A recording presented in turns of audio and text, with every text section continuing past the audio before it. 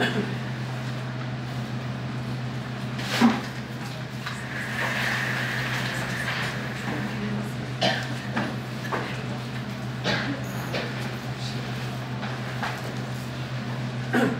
magandang umaga po sa bawat isa.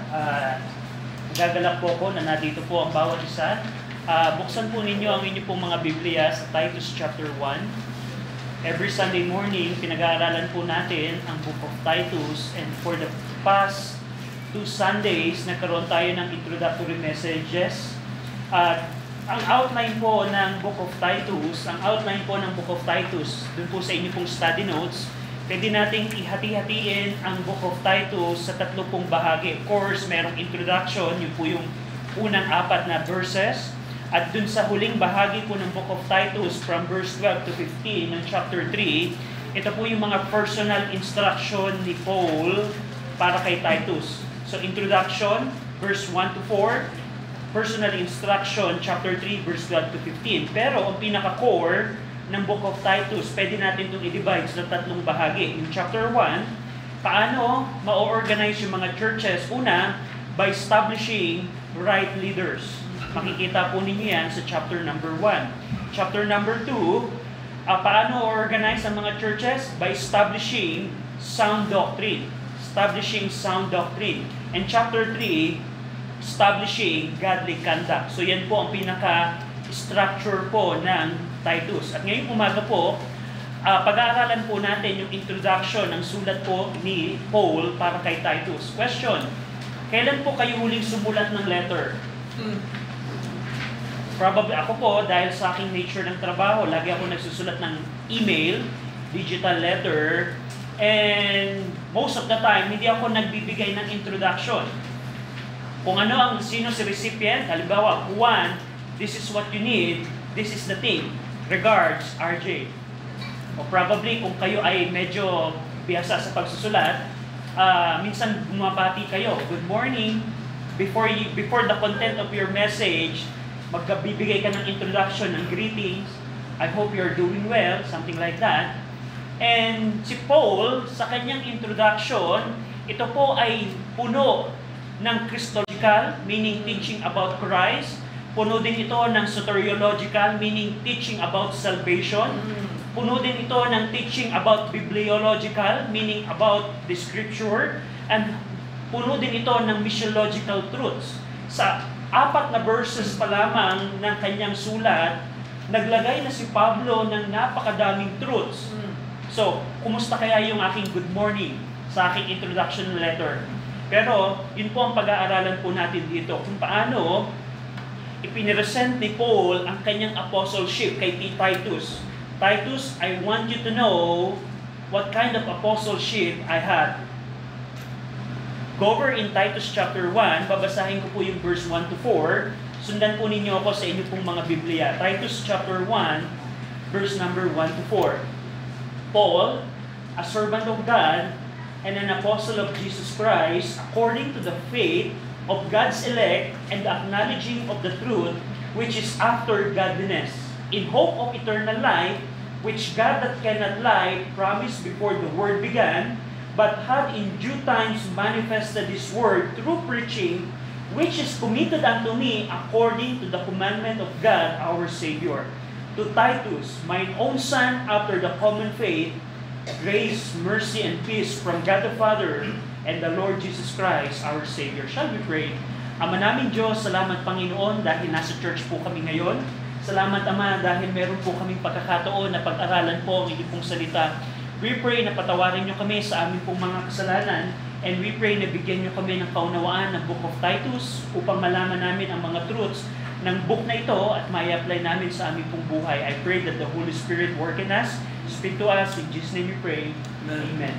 So, dito po sa Book of Titus, makikita nyo sa binasa po natin kung sino po ang nagsulat. Verse number 1, very clear, it was Apostle Paul. And verse number 4, makikita nyo, ang kanyang sinulatan ay si Titus. Now, dito si Paul, in verse number 1, yung human author ng, of course, we know that it was the Holy Spirit who guided Paul in writing it, inspired the Word of God. But the human author, Apostle Paul, identified himself as a servant of God. You know what, Titus? I'm a servant of God. I'm a servant of God.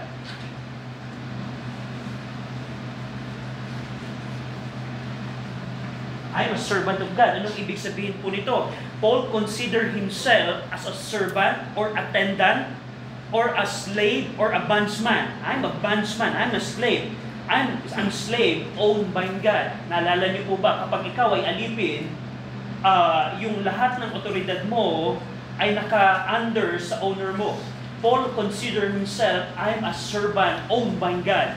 At yung pong title po na ito, a servant of God, ginamit niya din ito in Romans chapter 1 verse 1 and in Philippians 1:1, pero doon po, kinonsider niya, I'm a servant of Jesus Christ. So, I'm a servant, a bondsman.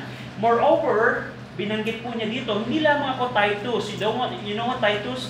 I'm a servant of God, but moreover, I'm an apostle of Jesus Christ. I'm an apostle of Jesus Christ. So, binanggit dito ni Paul na hindi lamang ako Titus, servant of God. I want you to know, moreover, I am also an apostle of Jesus Christ. So, of course, tandaan po natin, hindi po ni-replace ni Paul si Judas. Tandaan po natin, according sa Acts chapter 2, Acts chapter 1, it was Matthias who replaced the office of Judas. Alam natin na namatay si Judas at napalitan siya sa Acts chapter 1. And Luke acknowledge na si Matthias ay kalawing dalawang apostle according sa Acts chapter 1 verse 26. And also Paul himself, hindi niya isinama ang kanyang sarili sa 12. Sa 12. The reason I'm telling it to you because there's a false teaching in our time that says, Matthias is not a real apostle. He's a man-made apostle. No. Apostle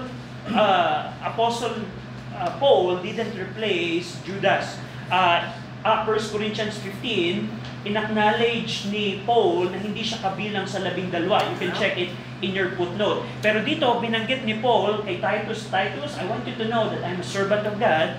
Moreover, I'm an apostle of Jesus Christ. So being an apostle, what it means, Brother RJ, anong ibig sabihin ng apostle? Pag sinabi ka pong apostle, ikaw po ay delegate or messenger.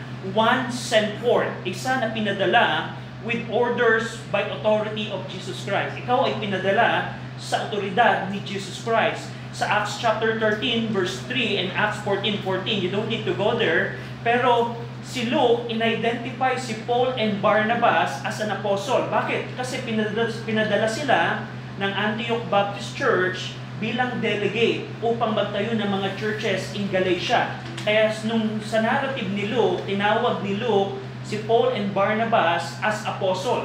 Hindi lamang doon, yung pong same Greek word ng apostle, which is apostolos in Greek, ito po ay na-translate as messenger ng mga King James translator sa 2 Corinthians 8:23. Yung apostolos, tinranslate siya as messenger. At hindi lamang doon, yung same Greek word ay tinranslate sa John 13:16 as he that is sent, siya na pinadala. Pero nung tinutukoy ni Paul dito, nung sinabi niya, I'm apostle of Jesus Christ, sinasabi niya lang dito na si Jesus Christ ang nag-commission sa kanya, nagpadala sa kanya bilang delegate. Titus, I want you to know that Jesus Christ sent me. Jesus Christ delegated me to do a task. And we're going to see that later in Acts chapter 9. So, Paul said, I'm a servant of God. Moreover, Titus, I want you to know that I'm also an apostle of Jesus Christ. And then later on, sa verse number 1, makikita niyo po dito yung purpose and foundation ng pagiging servant and pagiging apostle ni Paul. By using preposition according to, sa verse 1, napapansin niyo po, merong preposition ginamit si Paul, according to. Pinapakita po nito yung purpose.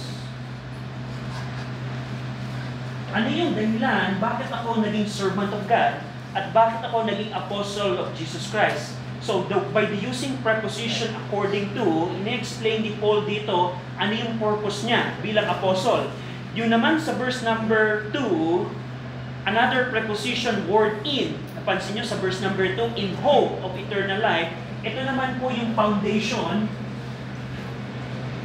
ng kanyang pagiging apostle. There are two things po dito. Purpose, and foundation. Yung according to, sabi ni Paul, ito ang aking purpose sa pagiging apostle. Yung preposition in, ito naman yung foundation. So tingnan natin yung mga purposes, or there are two purposes na binanggit po siya dito. Yung una, according to the faith of God's elect. Faith, una,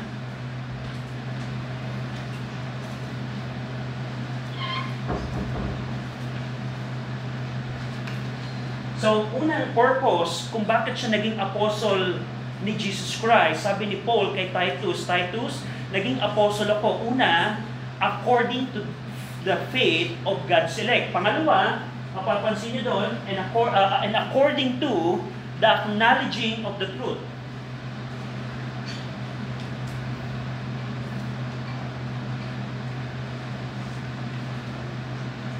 So, merong dalawang purpose po si Paul kung bakit siya naging apostle. Pinipresent ito kay Titus. Titus, I want you to know na ako'y apostle ni Jesus Christ sa dalawang layunin. Ano yung layunin? Sa pananampalataya ng pananampalataya ng mga pinili ng Diyos. Pananampalataya ng mga taong pinili ng Diyos. Pangalawang layunin ng ating pagiging apostol ay para sa pagkakaroon ng kaunawaan ng katotohanan, pagkakaalam ng katotohanan. Now, tingnan natin po ito. Now, dito po, si Apostle Paul, he became an apostle of Jesus Christ for the promotion of, or to lead God's elect to faith. So, napansin po ninyo, faith of God's elect. Si Paul ay naging apostol upang ang mga pinili ng Diyos ay makaranas ng pananampalataya. Siya ang magli-lead sa mga taong pinili ng Diyos upang sila ay dumating sa pananampalataya. Now, of course, pagka tinignan natin God's elect, Calvinist kaya si Paul. Now, dito po, titingnan natin anong tinutukoy ni Paul when he says God's elect. Ano kaya ang theology ni Paul patungkol sa word na ito? Of course, kung kukunin ko lamang yung word na ito, God's elect, at maglalagay ako ng my own description sa word na ito, magkakaroon po tayo ng kamalian. At dyan po, nagkakamali ang maraming churches po ngayon. Dahil hindi nila inialam anong nasa isip kaya ni Paul when he said God's elect. Paul, for you, what do you mean by God's elect? Now, dito po sa context, hindi po malinaw sino itong mga pinili ng Diyos, but bilang mga student of Scripture, we need to check ano yung nasa isip mo, Paul. Paul, anong nasa isip mo when you says God's elect? Tingnan niyo po sa 1 Timothy chapter 2. Sa 1 Timothy chapter 2, sa timing po ng pagkakasulat ng Titus at 1 Timothy, magkasunod lamang na nasulat ni Paul ang 1 Timothy and Titus at the same period of time. So pwede nating sabihin, when Paul said God's elect, pareho isa lang ang nasa isip niya doon. Nung sinabi ni Paul na merong pinili ang Diyos sa pananampalataya, meron siyang isang definition po na yun. At titingnan natin sa 1 Timothy, sino ang God's elect para kay Apostle Paul? Basahin po natin yung verse number 4 of chapter 2, 1 Timothy chapter 2, verse 4 and verse 7. Ready? Read. Who will have all men to be saved and to come to the knowledge of the truth. Whereunto I am ordained a preacher and an apostle. I speak the truth in Christ and I lie not, teachers of the Gentiles in faith and verify. So gusto kong pansinin po ninyo, ito pong dalawang purposes na binanggit ni Paul, faith of God's elect, at yung acknowledging of the truth, makikita niyo po yan sa verse number 4. Who will have all men to be saved. That's the synonym ng faith. Para maligtas, kailangan magkaroon ng pananampalataya. Siya ang maglilid bilang apostle, ako ang maglilid sa mga piniling tao ng Diyos sa kaligtasan or sa pananampalataya. And also in verse number 4, napansin nyo, and to come unto the knowledge of the truth. So very verbal si Paul na meron siyang dalawang layunin bakit siya naging apostle. Upang dalhin yung mga pinili ng Diyos, mga taong pinili ng Diyos sa kaligtasan At hindi lamang doon, upang sila din ay ma-acknowledge ang truth. In verse number 7, tingnan niyo po, kinunclude ni Paul, whereunto I am ordained a preacher and an apostle. Napansin niyo po, kung anong binabanggit niya sa Titus chapter 1, ganun din ang binabanggit niya kay Timothy sa 1 Timothy 2. Now, dito po sa ating verses na binasa sa 1 Timothy 2, sino kaya ang mga God's elect na gusto ni Paul dalhin sa kaligtasan? Very clear in verse number 4, who will have all men to be saved. All men.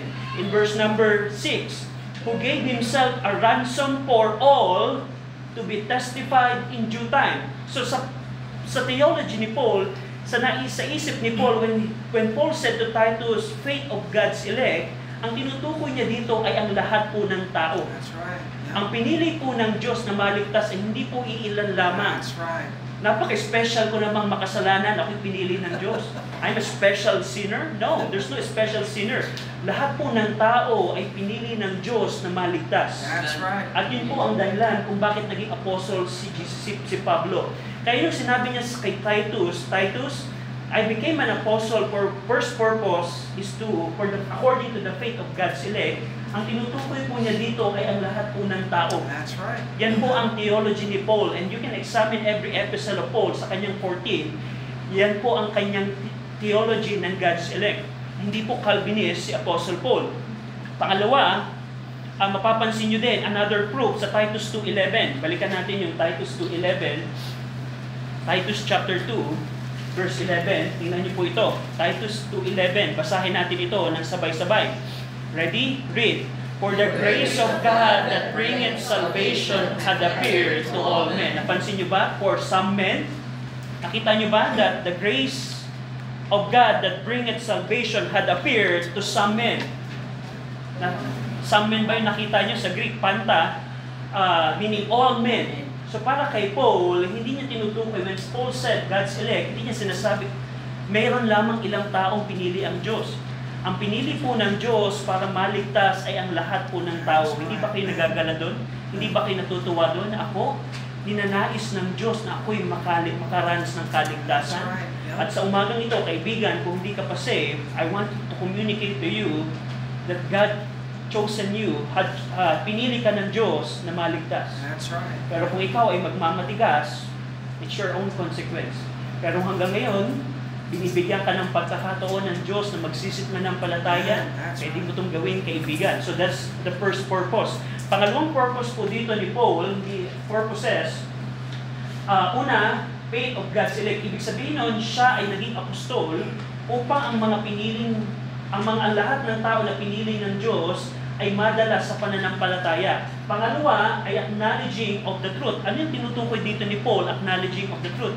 Pag sinabi pong acknowledging, ang ibig sabihin po nito ay to have precise knowledge. Pag sinabi ni Paul, acknowledging of the truth, hindi lang ito parang, I acknowledge yung truth ng Scripture. No. When Paul said, acknowledging of the truth, he's saying, I became an apostle so that people would have the precise knowledge of the truth. Precise knowledge. And that's the reason po, bakit po ang church po natin dito ay nagtuturo ng Scripture. Sa maraming churches po, kung papakinggan po ninyo ang kanilang mga preaching, opinion na po ng tao, storytelling, and full of story. Pero ang church po natin, pinipilit natin na i-preach ang kung ano ang nakasulat, word by word, kung kaya, word by word, or phrase by phrase, because we believe that people needs to have the precise knowledge of the truth. Ano yung precise knowledge? Kung halimbawa po, kung ako ay magiging doktor at nanood lang ako ng YouTube, halimbawa, nakakita ko ng YouTube, how to operate, I think I need this tool. Do you think I can operate? No. Or do I need to study medicine for many, many years so that I have a precise knowledge how to operate? And ganun po ang purpose po ni Paul. Sabi ni Paul kay Titus, I became an apostle for the purpose so that people would have precise knowledge. Just examine kung paano pinresent ni Paul ang soteriology sa Book of Romans. Kung paano niya pinresent ang eschatology, things about sa mga hinaharap sa 1st and 2nd Thessalonian, for example. Yeah. So yan po yung ministry ni Paul. And of course, if we check Colossians 1:28, tingnan niyo po, Colossians 1:28, sinabi dito ni Paul, Colossians 1:28, whom we preach, warning every man, and teaching every man in all wisdom, that we may present every man perfect in Christ Jesus. So dito, pinakita niya yung acknowledging of the truth. Tinawag ako, Titus ay ginawang apostle ni Jesus Christ. Ako ay apostle ni Jesus Christ upang ang mga tao ay magkaroon ng precise na knowledge ng truth. At anong klaseng truth ito? Dito makikita nyo yung truth dito is after godliness. Yung truth na nagpo-produce ng godly lives. Alam niyo po ba na kung tayo ay walang precise knowledge of the Scripture, it can affect ang ating daily living. That's right. Yep. Kung wala kang precise knowledge of the Scripture, malaki ang chance na wala kang godly lives.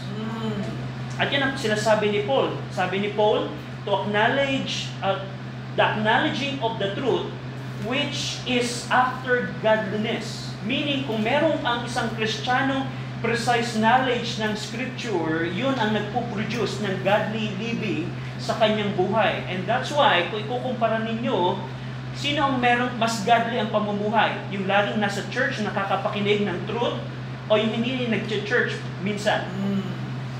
Kasi once you know the precise knowledge of the truth, it can produce godly living, godliness in your life. Pero kung ang isang Kristiyano ay palaging i-despise ang church services, i-despise ang Scripture, at wala siyang precise knowledge ng Scripture, mahirap para sa kanyang magkaroon ng godliness. And that's what Paul was saying here, acknowledging of the truth which is after godliness. So yun yung two purposes ni Paul. Bakit siya naging apostle? Titus, I want you to know, I became an apostle of Jesus Christ for these two purposes. Verse number 2. Verse number 2. Ito naman po yung foundation ng kanyang pagiging apostles. Ano yung kanina nakita natin yung dalawang layunin bakit siya naging apostle? Para yung mga tao ay magkaroon ng faith, para ang mga tao ay magkaroon ng precise knowledge na magpo-produce ng godliness. Ito namang verse number 2. Ito yung foundation. Pansin niyo po dito, in hope of eternal life. Hope of eternal life.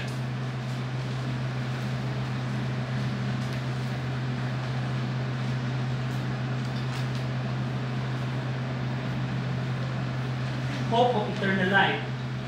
Dito binabanggit ni Paul yung foundation of his apostleship. He became an apostle of Jesus Christ on the basis of the hope of eternal life. Pinapakita dito ni Paul na yung kanyang pagiging servant at pagiging apostle ay napaka-focus sa pagpoproklama ng ebanghelyo na nagdadala sa mga tao to eternal life. The reason I became an apostle so that God can lead a person to eternal life.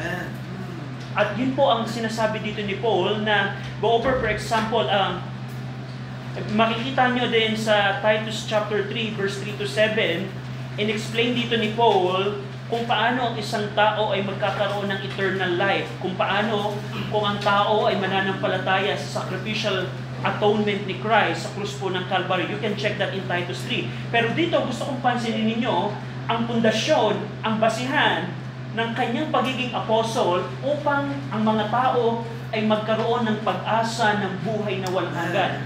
Kung kaibigan ngayon, wala kang pag-asa ng buhay na walang hanggan, there's something missing in your life.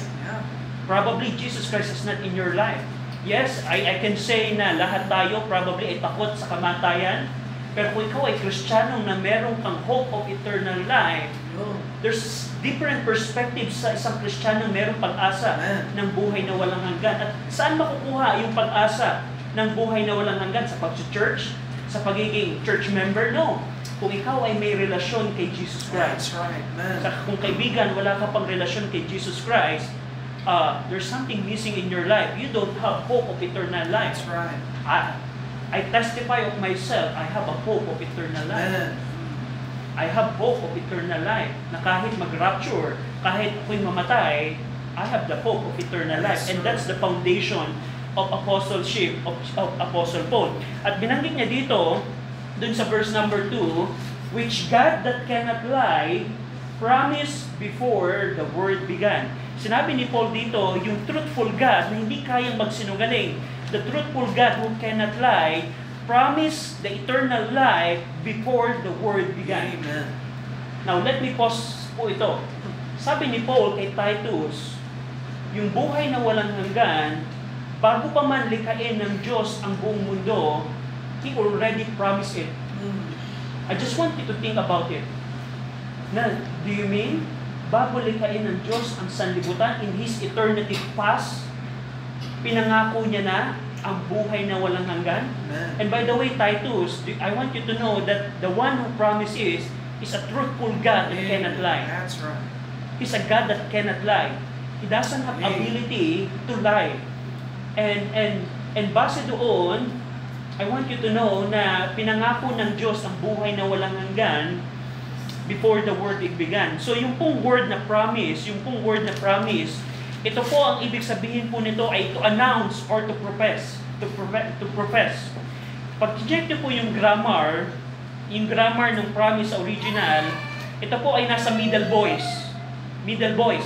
Anong ibig sabihin, Brother RJ, kapag ka ang verb sa Greek ay nasa middle voice? Ibig sabihin po nito na yung subject, which is God, siya ang gumawa ng action sa kanyang sarili. Ibig sabihin po dito, when Paul said, God promised, ang tinutukoy po niya, He solemnly pledged in Himself the eternal life. Siya ang nangako sa kanyang sarili ng buhay na walang hanggan. Dito din po makikita ninyo na yung word na promise sa original, sa Greek, ito po ay nasa aorist tense. Anong ibig sabihin nun, Brother RJ? Aorist tense. Pinopoint po dito na yung word na promise ay ginawa ng Diyos ay isang decisive act before the world began or in eternity past. Meaning, bago pa man ligayan ng Diyos ang langit at lupa, pinangako niya na at kanya na sinuware sa kanyang sarili ang buhay na walang hanggan. I want you to think about that. The eternal life that we are hoping for right now, if you're a Christian, God already promised that in His eternity past. And Paul said to Titus, and that's the basis of my apostleship, in hope of eternal life. At yung na makikita natin dito na God's once for all determination or decree for eternal life. God's plan of salvation is for everyone, and He purposed it in His eternity past through His Son, Jesus Christ. And I want you to think that yung salvation right now na meron tayo, probably, most of the Christian, I can say, na we just take it lightly. Yeah. We just take it lightly. Yeah. Why? Because if you take your salvation seriously, it should reflect in your faithfulness to God. That's right. Amen. And just to realize the salvation that we are enjoying right now, God planned it in His eternity past. Before Genesis 1:1, He already promised it to Himself that I'm going to provide eternal life. Just think about that.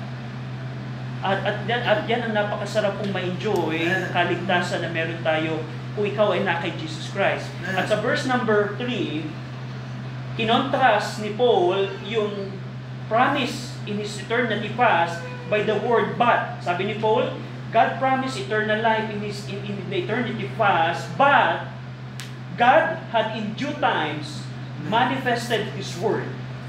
May ipinangako ang Diyos sa kanyang eternity past, but Titus, I want you to know, but God manifested His word. Pag sinabi pong manifested, ang ibig sabihin po nito ay to make manifest or visible or known what has been hidden or unknown. Bakit ito naging hidden, Apostle Paul? Bakit? Kasi God promised it to Himself. And what He promised, He revealed it through His word. Amen. He revealed it through His word. Anong tinutukoy dito ni Paul?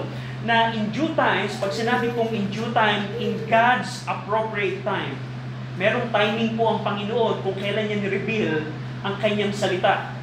God revealed His word in due times, in proper time. Anong tinutukoy po dito ni Apostle Paul? When Paul said in due times or God's appointed time, ito po ay kung paano ni-reveal ng Diyos ang kanyang salita concerning the salvation through Jesus Christ. At alam niyo po ba na throughout the Old and New Testament, yan po ang plano po ng Diyos. Inireveal po niya ang plano po ng kaligtasan. Go over for example in Hebrews chapter 1. Basahin po natin ang Hebrews chapter 1. Ano yung tinutukoy ni Paul in due times or in God's appropriate time? Merong layunin ng Diyos ng hope of eternal life, but He revealed it. He revealed it. Pag sinabing ni-reveal, halimbawa, meron ako nakatago na hindi nyo alam, halimbawa, pero pag binuksan kong ganito, ni-reveal ko at nakita ninyo kung ano yung hidden. That's the word manifest. At when Paul said in due time, anong tinutukoy ni Paul? Paul, what do you mean in due times or appropriate time?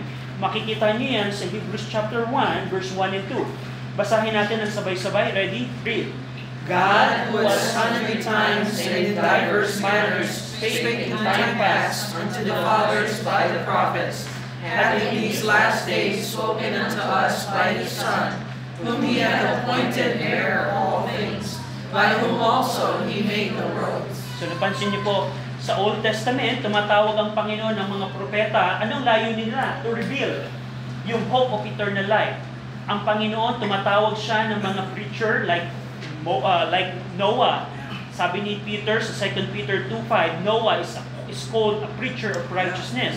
God revealed His law and covenant through Moses, who verbally delivered what he received from the Lord to Israel. And God raised up prophets such as Samuel, Elijah, Elisha, Isaiah, Jeremiah, and other people. Bakit? Anong layunin doon?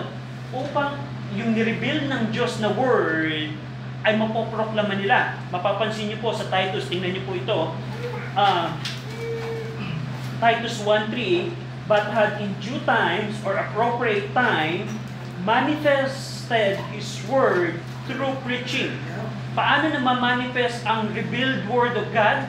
Through preaching. At si Noah tinawag ng Diyos na maging preacher. Si Moses tinawag ng Diyos na maging preacher. Sina Moses, sina Samuel, sila itinawag ng Diyos. Tinawag sila ng Diyos upang i-preach yung revealed word of God. At ito ngayon ang tingnan niyo po, yung revealed word, ito ay napoproklama sa pamamagitan ng preaching. That's right. Napansin niyo po, yung plan salvation of God, it was revealed. Don't you glad that God revealed it to us? That's right. If we don't have the Bible, we don't have clue paano tayo masisave. Yep.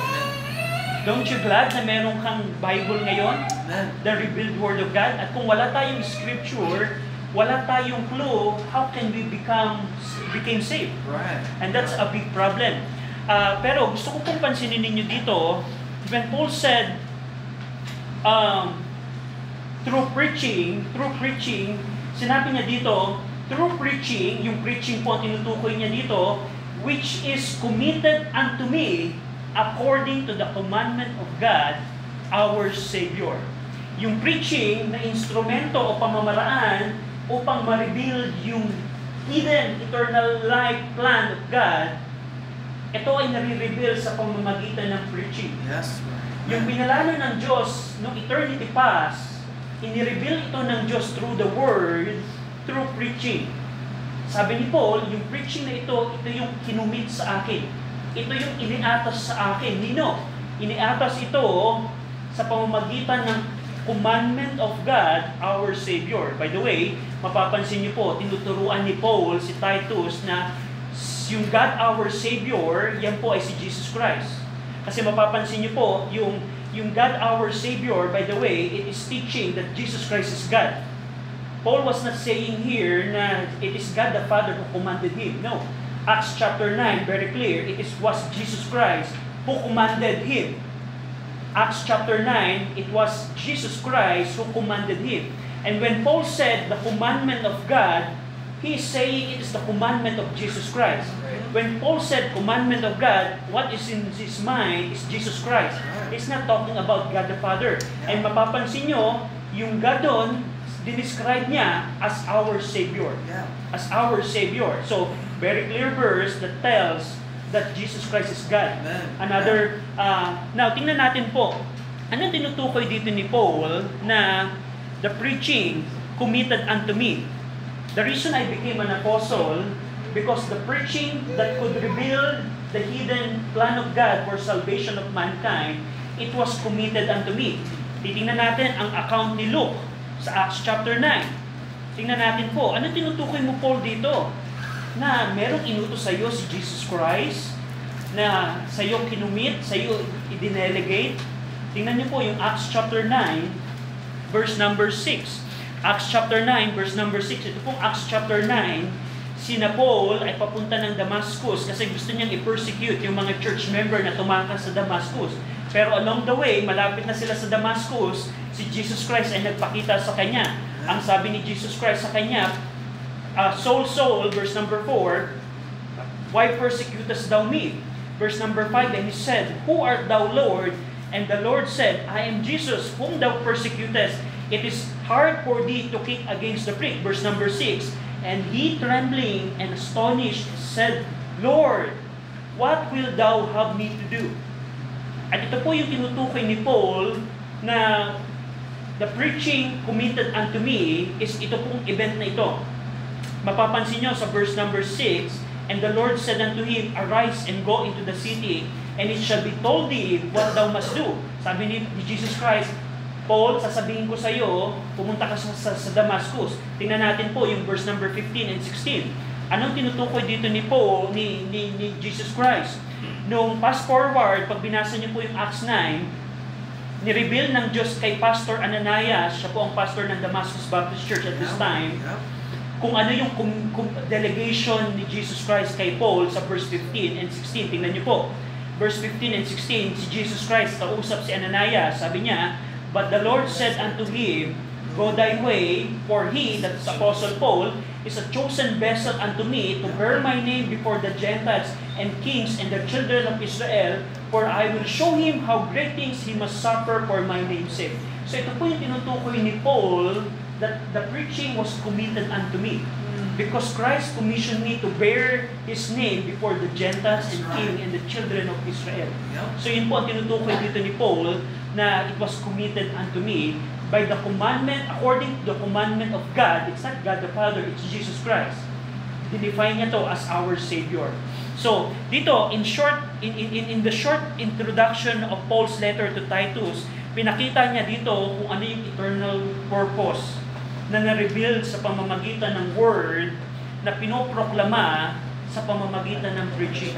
And that's our duty in our time. Don't you know, Christian, that even we are not apostle, there's no apostle today. If there is, he's a false apostle. Pero ito pong word na ginawa ni Pablo, if we check Matthew chapter 28 and Acts 1:8, this is our duty in our time. Yung plano ng Diyos sa lahat ng tao, ito ay kanyang nireveal na kailangan nating i-preach. That's right. It doesn't matter kung ikaw ay babae, because you can preach the gospel even you're a woman. Pwede mo itong i-preach sa iyong kapitbahay. Pwede mo itong i-preach sa iyong kaklase, and so on and so forth. And that's our duty. Yung eternal plan of God, He purposed in Himself, yung hope of eternal life, ito ay ni-reveal through the Scripture, at ito yung pinipreach ni Apostle Paul. And dito, tingnan niyo po, ito pong theology ni Paul ng kanyang apostleship, hindi lang ito dito niya binanggit. Go over in Romans 16. There are two places where he mentioned the same thing. This is the purpose of my apostleship. Hindi ako naging apostle para lang maging decoration. Ako ay naging apostle in this basis. Go over in Romans 16, verse number 25 to 26. Babasahin ko po. Sundan po ninyo ako sa inyong mga Bible. Romans 16, verse 25 and 26. Now to him that is of power to establish you according to my gospel and the preaching of Jesus Christ according to the revelation of the mystery, which was kept secret since the world began, but now is made manifest by the scriptures of the prophets, according to the commandment of the everlasting God, made known to all nations for the obedience of faith. So what Paul was saying in Titus chapter 1 is the same thing what he's telling the Roman churches. Another thing in 2 Timothy 1, 2 Timothy chapter 1, verse 9 to 10. Very vocal si Paul sa kanyang apostleship. Go over in 2 Timothy 1, 2 Timothy 1, verse 9 and 10. Sundan po ninyo ako sa inyong mga Bible. Who had saved us and called us with an holy calling, not according to our works, but according to His own purpose and grace, which was given us in Christ Jesus before the world began, but is now made manifest by the appearing of our Savior Jesus Christ, who had abolished death and had brought life and immortality to light through gospel. So what Paul was saying to Timothy in 2 Timothy 1, 9 to 10 is the same thing what he's telling to Titus. So, ito po ang foundation ng kanyang pagiging apostle at pagiging servant. Yung layunin, ito po, at ano ang kanyang fondasyon. Bakit siya apostle? Yung pinalano ng Diyos na kaligtasan para sa lahat ng tao, ito ay na-reveal sa Scripture at trabaho ni Pablo na iproklama ito, to herald, to preach. The word preaching, by the way, is to herald. Parang imagine ninyo na buong COVID-19 season tayo ngayon at merong naging vaccine, and ibabalita mo to sa iyong kumare o sa iyong kapitbahay, ano mo kumare, meron ng vaccine. And it's the same thing ng to preach. If you found grace from God and mercy, that you got saved, kung ikaw ay Kristiyano na nakita mo yung antidote sa sakit ng kasalanan, hindi ba maganda na iproklama mo din ito sa mga tao hindi pa alam ang antidote ng kasalanan? And that's our duty. And verse number 4, as we end, binanggit niya dito, to Titus, mine own son, after the common faith. So yung recipient ng letter ni Paul, dinescribe nito, mine own son, after the common faith. It suggests na probably si Titus ay na-saved during the ministry of Paul when he was in Syria, Antioch. And he described the basis of their spiritual relationship. Of course, they're not biologically father and son, hindi sila mag-ama biologically, but according sa shared faith, after the common faith. What Paul believes, anong belief ni Paul ay the same ng belief ni Titus. And dito, sa kanyang greeting, he prayed that grace, mercy, and peace may be with Titus. Titus, I pray that grace, mercy, and peace may be with you. Anong ibig sabihin ng grace? Yung grace po, ito yung unmerited favor. Unmerited favor. Pag hindi natin deserve ang mga bagay, pero ang biyaya ng Panginoon ay masagana, kaya natin nai-enjoy ang mga bagay. Yung mercy, it refers to compassion or kindness and goodwill. And peace refers to the calm assurance of salvation. Meron ka bang kapayapaan right now? At binanggit dito ni Paul na itong tatlong bagay na to, all these three come from God the Father and the Lord Jesus Christ, our Savior. Kaya alam natin yung our Savior ng verse 3 ay hindi kay God the Father nakatukoy, kasi yung verse number 4, inulit niya yung title, our Savior, not referring to God the Father, but to the Lord Jesus Christ. And itong tatlong ito, grace, mercy, and peace, hindi nyo ito matatagpuan sa pleasure ng mundo.